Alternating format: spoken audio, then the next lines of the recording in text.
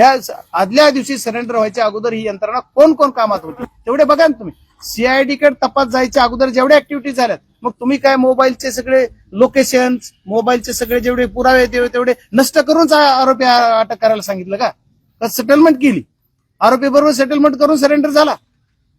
पण त्याच्या मंत्र्याबरोबर केली असेल, कुणाबरोबर केली असेल, आता मी कशाला कुणाचं नाव घेऊ, कुणाबरोबर झाली कुठं झाली त्याच्यामुळे नंतर आरोप झाला. ह्या सुद्धा गोष्टी पोलिसांनी आश्वासन आज दिलंय. म्हणून मी गावकऱ्यांना विनंती केली की आज तुम्ही आपल्याला एकदा आपण यांना चान्स देऊयात. आणि त्याच्यानंतर गावकरी म्हणले ठीक आहे, तुम्ही म्हणतात आपण आंदोलन मागे घ्या तयार आहे, तुम्ही तसं लेखी द्या म्हणा, त्यांना पण लेखी द्या. त्याच्याप्रमाणे ते लेखी पण देत आहेत. आता त्यांनी लेखी पण दिले आपल्याला. ही जी घटना घडली ह्याचा मूळ कुठं आहे ते 28 मे मुळे याचा. तर 28 मेला ज्या रमेश गुलेवर जी 29 तारखेला गुन्हा झाला खंडणीचा आणि त्याचा सह आरोपी तो एक आरोपी कोण आहे आणखी पोलिसांनी तपासलाच नाही. ही विषय कुणाकडे येणार आहे?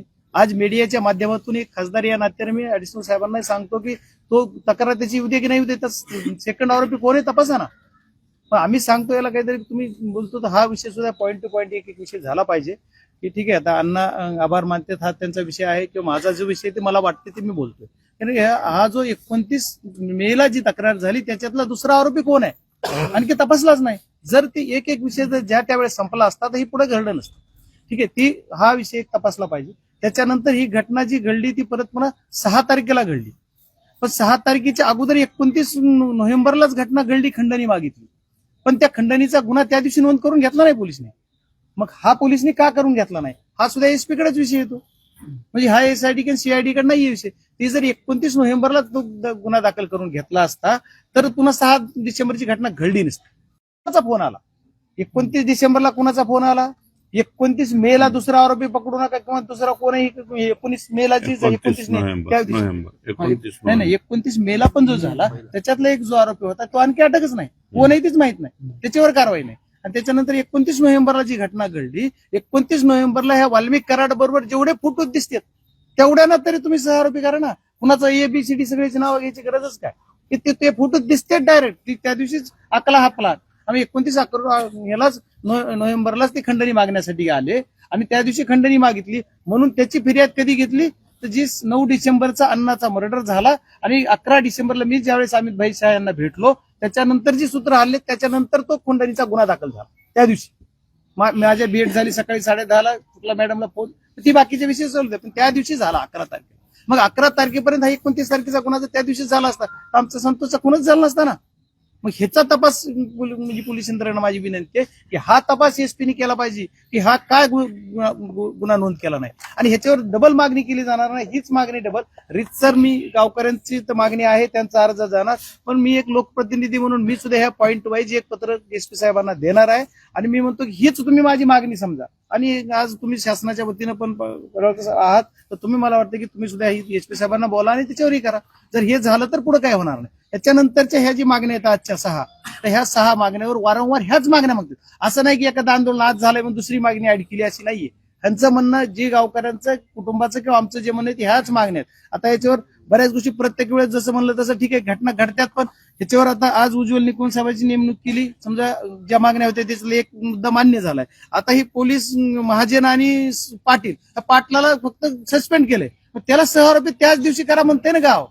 मग आतापर्यंत अण्णा होत नाही. तुम्ही पण शासनामध्ये आहेत, मला तुमच्या म्हणजे याच्यावर राजकारण नाही आणायचं. पण माझी विनंती आहे तुम्हाला की तुम्ही बोला ना, तुम्ही मुख्यमंत्र्यांचे तुम्ही आभार माना, पण मी नाही मानणार आज. कारण त्यांनी वेळेत केलंच पाहिजे. कारण आता काय होत नाही 3 महिने झाले ना, किती दिवस संयम तुटत चाललाय आणि गावाला आता गावाने काय सांगितलं तुम्ही कुणीच येऊ नका. म्हणजे आता मी त्या घरात असताना सुद्धा मलाही म्हणले की पुढारी म्हणून येऊ नका. आता लोकप्रतिनिधी मी मला येऊ नका म्हणले मला पण बंद करावं लागेल गावाला यायचं. म्हणजे गावाची भावना सुद्धा एवढी तीव्र होत चालली, कुटुंबाची व्हायला लागली.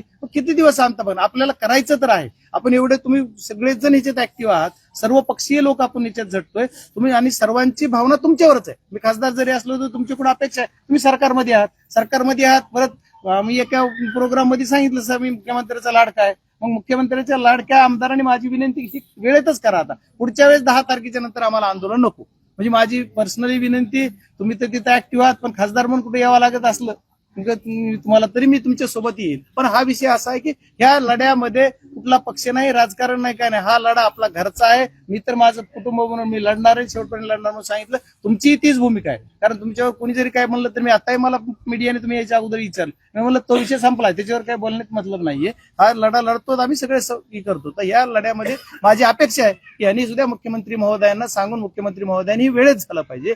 आणि आता तो वाशीचा किस्सा तर किती हास्यास्पद आहे की महाजन पीआयनी मला सांगितलेलं रेकॉर्ड आहे, त्याचं सीडीआर काढा. महाजनना मी म्हणलं तुम्ही कसं काय माणसं सुटले तुमची, नाही पुढे जंगलातून, मला स्वतःला बोलले. अरे कुठं जंगल आहे वाशीत? आणि व्हिडिओ कुठला येतोय? वाशी गावातला, चौकातला. आणि त्या चौकामध्ये तो पीआय बीआय सगळे एवढे सगळे असतात. या सगळ्या गोष्टी बेबनाव किती केला जातो. आणि माझं म्हणणं आहे की संतोष अण्णाला आमच्या ज्या 3 वाजता पकडलं आणि 6 वाजता मर्डर झाल्याची बातमी येते 6 वाजून 5-10 मिनिटाला, 3 तासात बातमी येते. ती बातमी पोलिसला कळते आणि पोलिसच डायरेक्ट बॉटलाय. मग आमचे लोक एवढे हक्क गाव 1000 लोक फिरते, त्यांना माहित नाही. तुम्हाला पोलिसलाच कसं माहित झालं तिथं बॉडी? हा पण संशयास्पद नाहीये उपक्रम, ते पाटलालाच माहित आहे. मग त्याला इथून टाकळीला नेलं, टाकळीच्या शिवारात मारलं, तिथून कुठं दैटण्याला नेऊन टाकलं. हे सगळा प्रकार सुद्धा पाटील संशय. मग या पाटलाचे सीडीआर काढले पाहिजेत. आणि महाजनना सुद्धा माहित होतं. आणि धनंजयनी सुद्धा तो एक आरोपी जो होता त्याला सुद्धा 36 फोन केलेत. आणि ते काय नाही ना आता अण्णा 10 मिनिटात यायला, 5 मिनिटात यायला, आई फोन करतायत. म्हणजे एवढं किती वाईट आहे. 5 मिनिटात यायला ना आम्हाला डायरेक्ट बॉडीच झाली म्हणून कळतंय. आमचं शरीर राहिलं नाही, आता बॉडी झाली असं कळतंय. आणि ते 6:15 कळलं जातंय 3 तासात अवघ्या. आणि असं एवढं वाईट कृत्य करून मारलंय. आणि याच्यामध्ये फक्त एकच मागणी आहे गावकऱ्याची, त्या मागणीबरोबर आम्ही सोबतच आहोत. गावकऱ्यांनी किती जरी काय म्हणले तर मी शेवटच्या टोकापर्यंत, शेवटच्या क्षणापर्यंत मी गावासोबत राहणार आहे. तुम्ही मना करा, काय या म्हणा, नाही या म्हणा, तरी मी येणार आहे. मी तुमच्या सोबतच राहणार आहे. तुम्ही मला हाकलून लावलं तरी राहणार आहे. कारण हा माझा अधिकार आहे, माझा कुटुंब आहे. मी याच गटातून जिल्हा परिषदला आलोय. सगळ्या गोष्टीत मला खूप प्रेम केलं नाही गाव आहे. मला राजकारण न करता पण एवढं म्हणजे प्रेमातलं गाव आहे. त्याच्यामुळे मी तुमच्या सोबत राहणार आहे. आणि माझी शासनाला, मायबाप, मुख्यमंत्र्यांना पण मागणी आहे. आणि एसपी साहेबाला विशेष करून मागणी आहे. एसपी साहेब म्हणजे कर्तव्यदक्ष म्हणून आलेले, 2 महिने झाले त्यांना इथं येऊन, पण त्यांनी आणखी एकाही अधिकाऱ्याची बदली केली नाही. आणि एका दुसरं तरी इकडे बदला, रेग्युलर बदले. आणि त्यांचे मुलं बाळ बघता सगळ्याचे, आमचे मुलं बाळ मरायला लागले. आणि ह्यांचे मुलं बाळा कुठवर बघणार? एखाद्याला नाही उचलून टाकतं. इमर्जन्सीचे अधिकार आहे एसपीना. एखादा अधिकार तरी कुठला तरी बदला. असं म्हणजे आज जरी सध्या लोक जी काम करतायत त्यांचं कौतुक केलं जाईल. पण जी एसआयटी सीआयडी जो हा तपास आहे, यांना सुद्धा विनंती आहे की यांनी सुद्धा पारदर्शकपणा, या काही घटना, तर समजा अण्णा जसं म्हणले की आम्ही काही घटना नाही मिळेल समजा, नका सांगू. पण ज्या घटना जे काय केलंय तुम्ही मागं, जे करायचंय किंवा जी गोपनीयता भाग त्या एसआयटी सीआयडी नाही सांगावा. पण जी बोलता येतं तेवढं आम्ही एवढं केलंय ते सांगितलं पाहिजे लोकांना. लोक समाधानी होईल, महाराष्ट्र समाधानी होईल, कुटुंबाला समाधान लाभ आहे. कुटुंबाला जरी विचारायला गेलं तर धनंजयला दाब दिला जातो तिथं. आणि त्या आरोपीचा काय, ते हलताच कशाला तिथं? तो आरोपी ज्यानं, जो माणूस दाब देतो सीआयडीच्या याच्या, डायरेक्ट तो आला कसा? मग आतापर्यंत त्याचं काय काहीच झालं नाही. त्याच्यावर साधा गुन्हा नाही, एनसी सुद्धा दाखल नाही. मग अण्णा कसं तुम्ही म्हणता? तुम्ही स्वतंत्र मोकोका लावा नाही 5-6 जणांवर. ज्या दिवशी 6 तारखेला मारलं त्या दिवशी सुद्धा बाहेर किती जण होते? 10 वेळेस म्हणलं बाईटला मी. 6 तारखेला जे आवाडा कंपनीच्या दारात काही लोक होते बाहेरून, आणि मध्ये भांडणं चालू होते. ती बाहेर कोण कोण होते ह्याचा तपास सगळ्या पोलिसला माहित आहे. कारण पाटील त्यांच्यात होता. मग एवढं सगळं असताना पाटलाला सगळं माहित आहे. त्याच्यातले 2-4 अधिकारी बीड जिल्ह्यात असे आहेत की ह्या सगळ्यांना सगळं माहिती आहे. सगळ्याची सीडीआर काढली कळते. कारण आता ही वाल्मिक कराड ज्या दिवशी पळून गेले सरेंडर होण्यासाठी, त्या दिवशी जी गाडी वापरली ती गाडीचा मालक म्हणतो काहीतरी बनावटी. पिक्चरला जी स्टोरी दिली जाते ती तरी सुद्धा लाज येणारी असेल, किंवा एखादी वाटत नाही ही तरी जरा वेगळी, अशा पद्धतीची स्टोरी बनवून सांगितली जाते. आणि तो माणूस आमच्याकडे कुणी यायला, माणूस आता सुद्धा एका दिवस असेल काय चाललंय बघायला, माहित नाही. तर आम्ही आलो, पवार साहेब, मी त्यावेळेस होताच, अजितदादा आले त्यावेळेस होताच, परत आणखी जेवढे माणसं आले त्यावेळेस इथं होताच. आणि नेऊन सोडायला तीच होता. आणि ते म्हणतो माझ्या गाडीत आलीच नाही. म्हणजे अशा पद्धतीचं, तर ह्याच्यावर सुद्धा पोलिसनी त्या लक्ष घातलं पाहिजे. पोलिसनी सुद्धा ह्या आदल्या दिवशी सरेंडर व्हायच्या अगोदर ही यंत्रणा कोण कोण कामात होती तेवढे बघा ना तुम्ही. सीआयडी कडे तपास जायच्या अगोदर जेवढ्या ऍक्टिव्हिटीज झाल्यात, मग तुम्ही काय मोबाईलचे सगळे लोकेशन, मोबाईलचे सगळे जेवढे पुरावे तेवढे नष्ट करूनच आरोपी अटक करायला सांगितलं का? सेटलमेंट केली, आरोपी बरोबर सेटलमेंट करून सरेंडर झाला.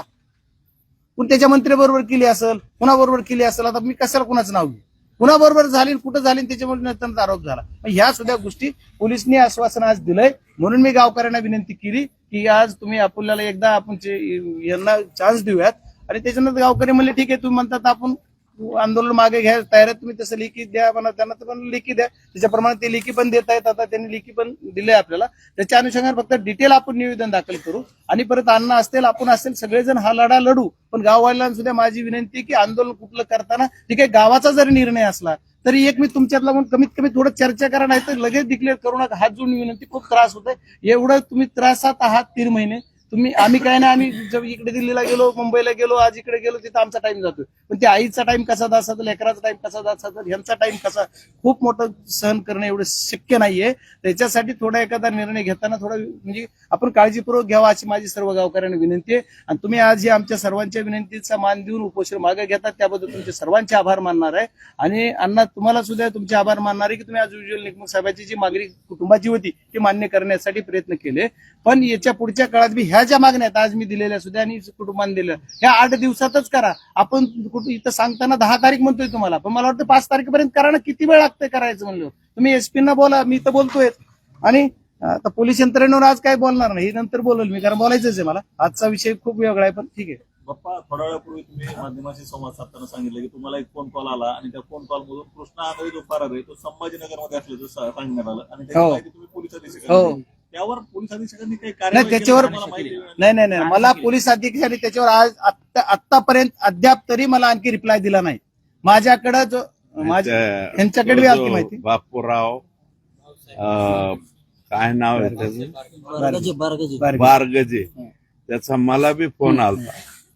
तो मला म्हणला कृष्णा आंधळे इथे मला कॅब मध्ये बसवायचंय, पैसे टाका. मी त्याला 5,000 रुपये टाकले बी.